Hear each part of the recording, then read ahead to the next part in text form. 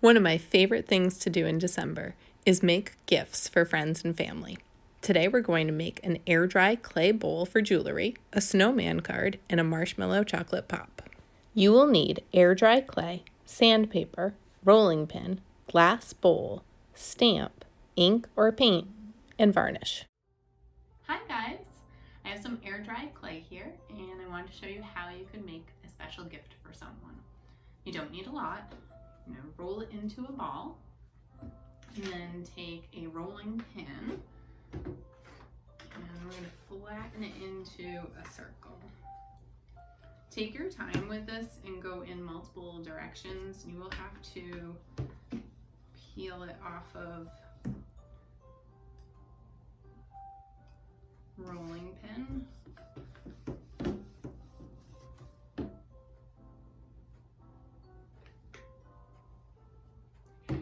Have it nice and flat.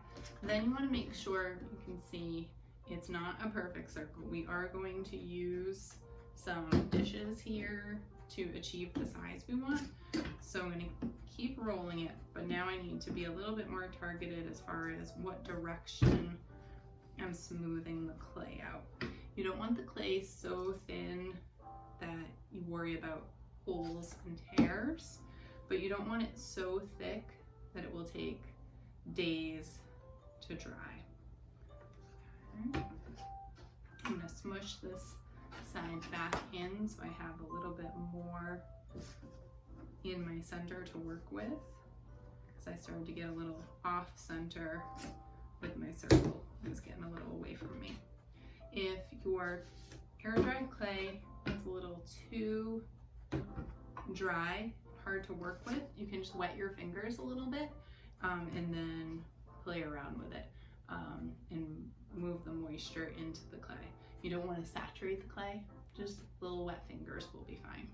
Okay, so now I have a flattened piece of clay. I think I'm going to use this glass that I have here to cut the circle shape. So this air dry clay bowl isn't appropriate for food items. What I'm making it for today is a dish to hold some rings. If you don't have, I could have also used, this is just a lid to a disposable coffee cup. I could have used that as my cover to cut.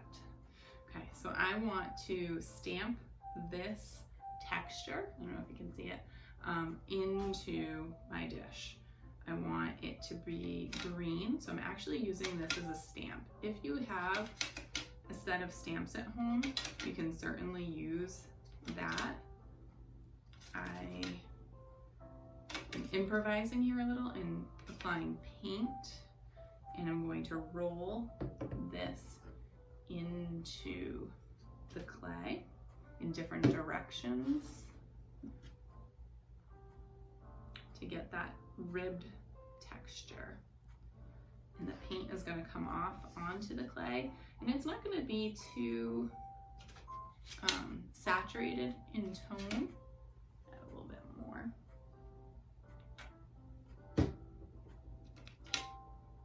Just a little bit of paint, just to add a hint of color. And I went in different directions with my stamp. So I actually have more of a crisscross pattern in green. This bowl is what I'm going to use to shape the clay.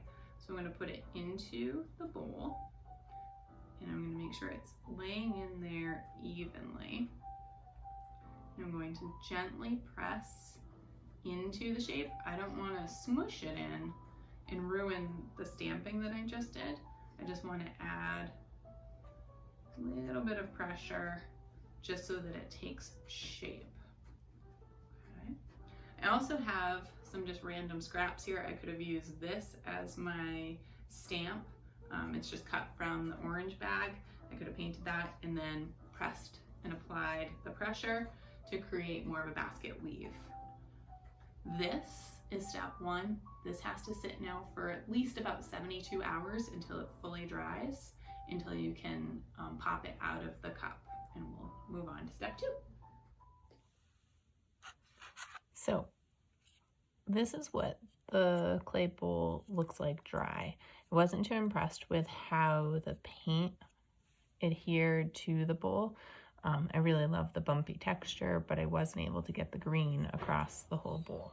So I'm going to add some paint and just go ahead and paint the entire bowl. I'm just going to get rid of that green. I have not sanded my edges smooth yet, but my bowl is dry, so I'll go ahead and paint the bowl, and then I will sand the edges. Sanding the edges will take the paint off, but I actually really like that. So it's going to have the turquoisey green color with the white clay edge. Since I'm painting it, I'm going to go ahead and flip it upside down and paint the bottom too. This paint is going to dry so that it has a matte finish. If you want a shiny finish, you can either use some spray varnish or a Mod Podge type varnish that you paint on. That will make it have shiny, decorative coat. Okay, I have a little bit of green sparkly. I'm going to try seeing what that looks like mixed in. It's not showing up too much, so I'll just mix it in, and maybe when it dries, there will be a hint of green.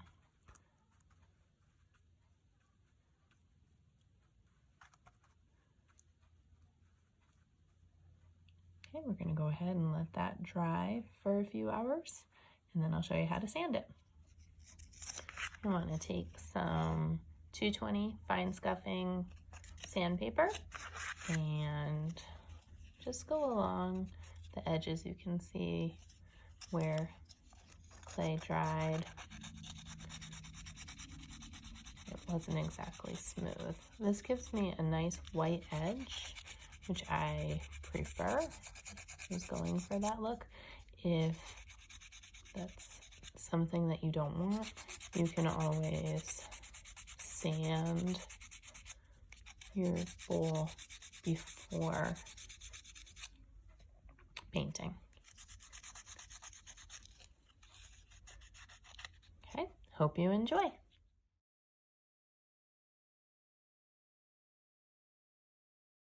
You will need paper, scissors, markers, glue stick. Have any relatives far away you'd like to send a card to, or maybe mom, dad, grandma, grandpa? I'm going to show you how to make a card today. I have a blue piece of paper. That's going to be the outside of my card. I'm going to match up my corners. Holding it steady in the center, I'm going to push back with my thumbs to the crease. Go out to either side. This will be the exterior of our card.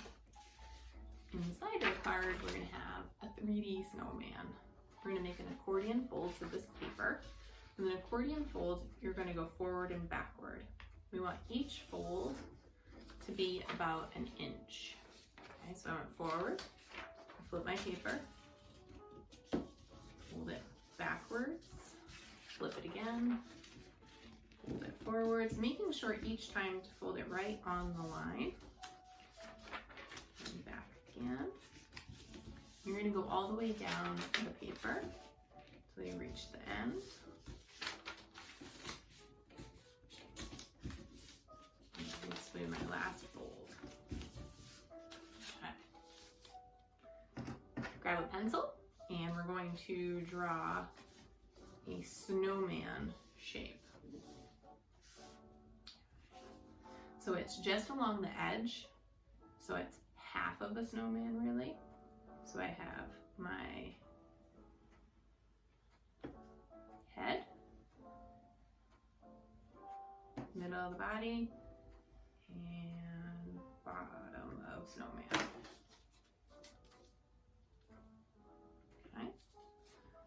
take your scissors. When you do this, we are going to be cutting the snowman into pieces, and we'll have to use a glue stick to put them back in together.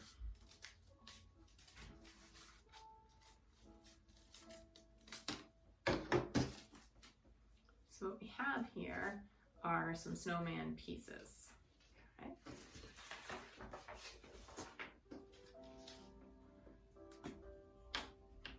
I'm going to apply some glue and match my snowman up.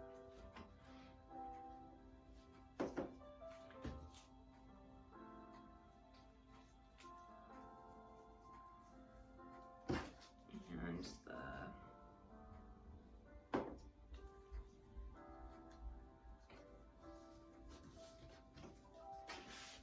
take your piece of your snowman and glue him along the center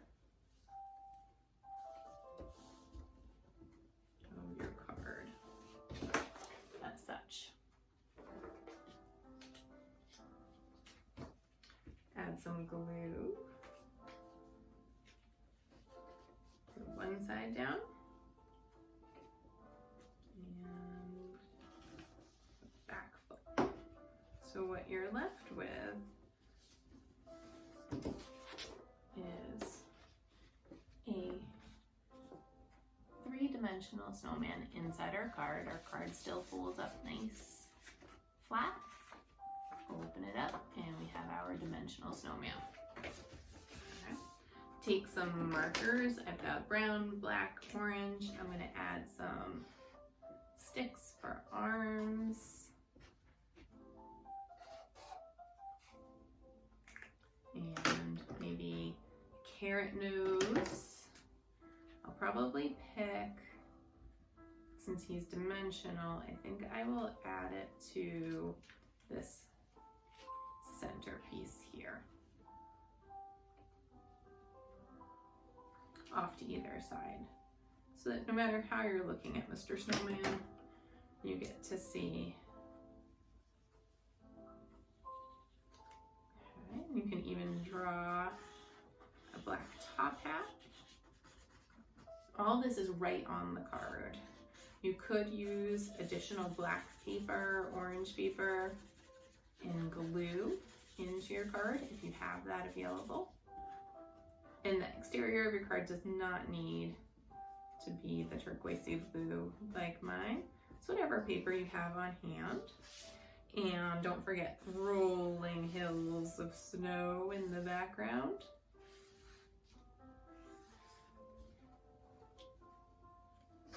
Okay. And maybe happy holidays or winter wishes.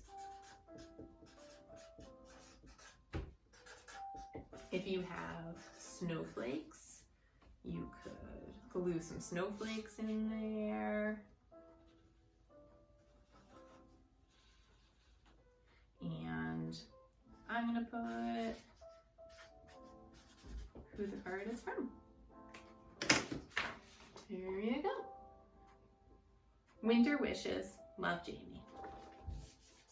You will need chocolate melts, marshmallow, popsicle stick, a plastic cup, microwave, and refrigerator. Hi, have you ever wondered how they make those chocolate pops that you can get at the store? Well, we are going to make a marshmallow-filled chocolate pop. You'll need a little plastic cup, one of the disposable kinds, some melted chocolate. I already melted mine, and then placed it in Ziploc bags so I could squeeze it into my cup. And if you have any sprinkles, you can add those. This happens in steps. So step one would be to create a base, which will actually be the top of our pop. So we're gonna squeeze some chocolate into the bottom portion of our cup. Our cup will be empty. So I'll take the marshmallow out of this one.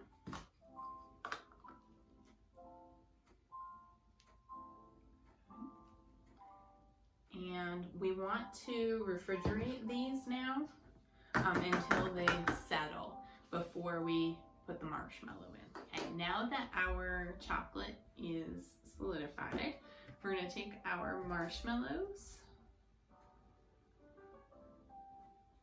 I happen to have skewers at home. You could use popsicle sticks as well.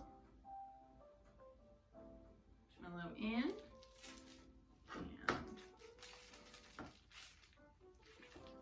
And squeeze in your white chocolate. If you have any sprinkles at home, you could also squeeze in sprinkles at this point.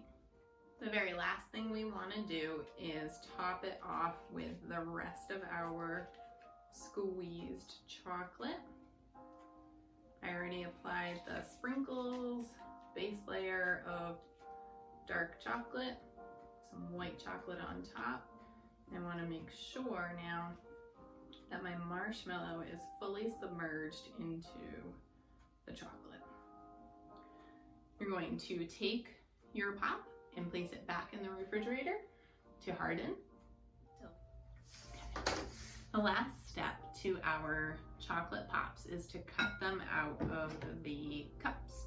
I'm going to take some scissors and slice down the side. You might need a grown-up's help for this. Once you get the initial cut, it's easy to just pull away. Make sure you remove all of the plastic. Don't want to leave any.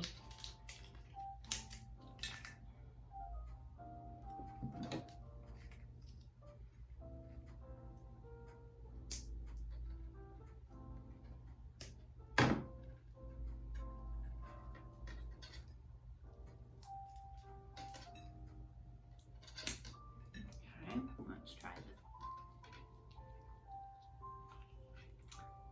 Ta-da! Wishing you a happy holidays and a merry gift giving.